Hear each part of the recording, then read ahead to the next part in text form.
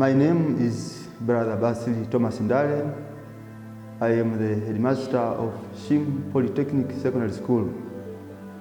The presence of the solar will enable the student to study during the night because the availability of solar will be there always.